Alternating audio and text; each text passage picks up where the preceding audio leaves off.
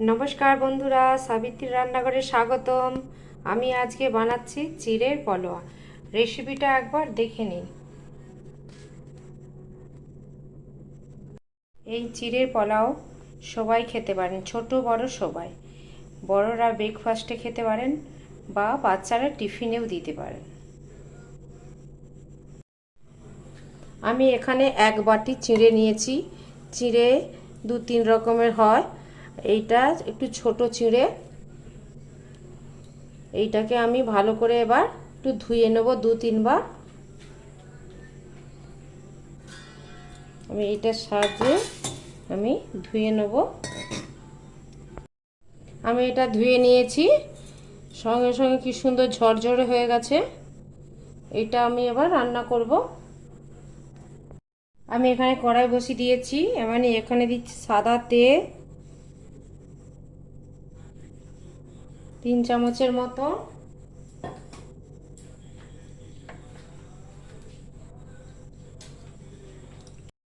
আমি এখানে 1 চামচের মতন চিনে বাদাম দিয়েছি।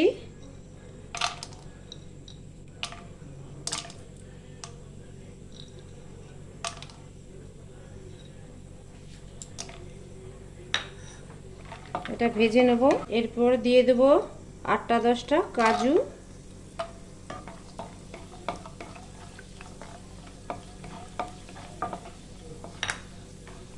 এটা কম আঁচে করতে হবে, নাহলে এটা পুড়ে যাবে।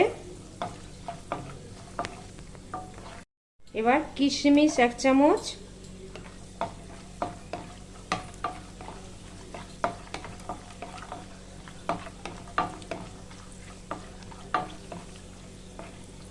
এগুলো হালকা করে ভেজে নিতে হবে।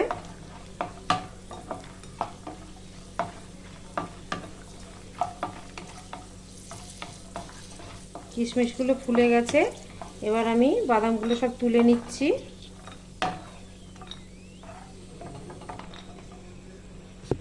দিচ্ছি 2টো লবঙ্গ, 2টো এলাচ আর একটু ডালচিনি।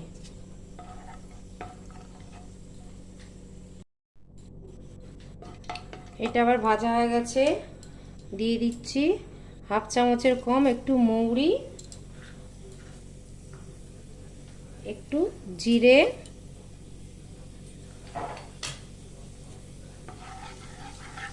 এগুলো একটু ভেজে নেব যাতে ভালো একটা গন্ধ আসে।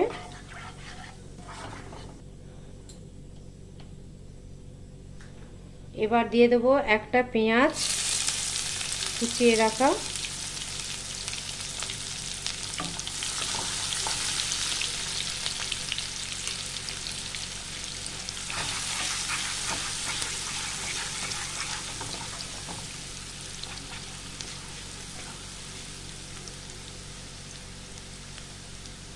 দুটো কাঁচা লঙ্কা, একটু হলুদ দেবো কালারের জন্যে, আপনারা চাইলে নাও দিতে পারেন।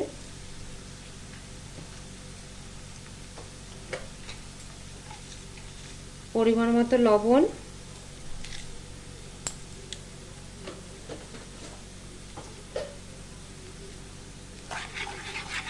এটা 1 মিনিট ভেজে নেব। অল্প পরিমাণে একটু আদা গ্রেট করে রাখা, একদম অল্প দিয়েছি।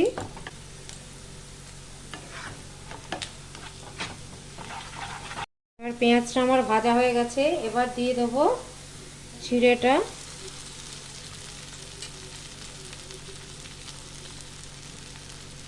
চিড়েটা 10 মিনিট রাখার পর একদম ভালো করে ফুলে গেছে।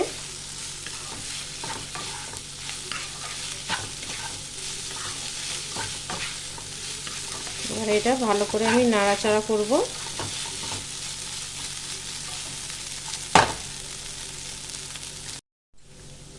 আমি এখানে দিচ্ছি পরিমাণ মতো চিনি। আমি পাউডার করে রাখা চিনিটা দিচ্ছি, আপনারা স্বাদ মতন দেবেন।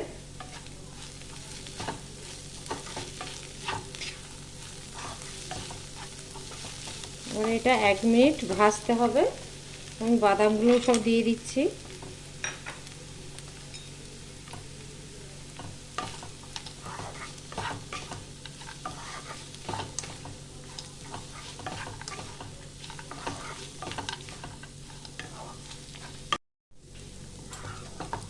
আমার 1 মিনিট ভাজা হয়ে গেছে।